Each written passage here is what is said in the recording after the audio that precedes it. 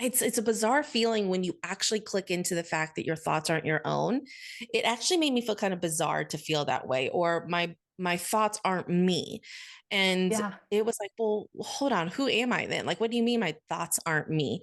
And then the more you go into it, when we start having those repetitive thoughts over and over and over, that's also that signal that, hey, my thoughts are always towards really like victimy things or abandonment things or how dare they things. So that means that deep inside of me, I have a program that's in my, car's whatever engine that's running some sort of, system that's producing those thoughts. And we just don't Yeah. think of it that way. The car doesn't know it's a car, but we can Yeah. look at it and go, oh, well, you just need to fix this.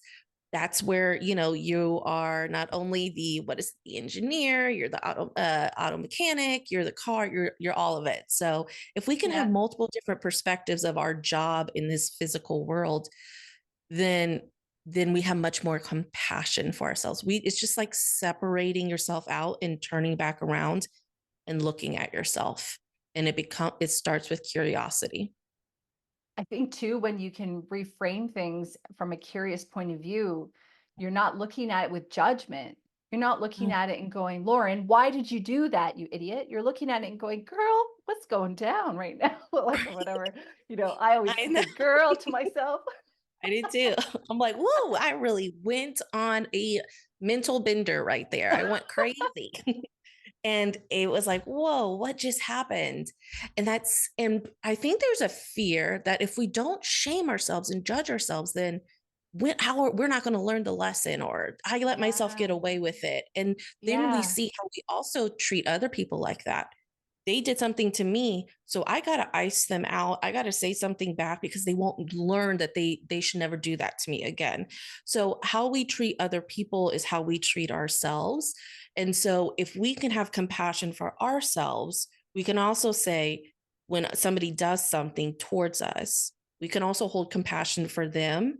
You can still hold boundaries, because I have to hold boundaries within my own psyche. Like I have to hold boundaries within Mhm. myself. Hey, we're not going to beat ourselves up here. I love you, but we're Yeah. not going to internally beat ourselves up. And so, Yeah. what I think people are wanting to do when they first start in their spiritual journey is to heal the world, to help other people, to be a light unto others. But then they wound themselves and they treat themselves with such like high standards. And this is me too, that really it's almost an illusion. It's inauthentic, because if we can't love ourselves and have compassion and not shame and judge ourselves for not being at a certain point or not doing this or that, or still being very human, then we're going to do it towards other people. And it's going to be triggering when other people don't respond to us the way that we want.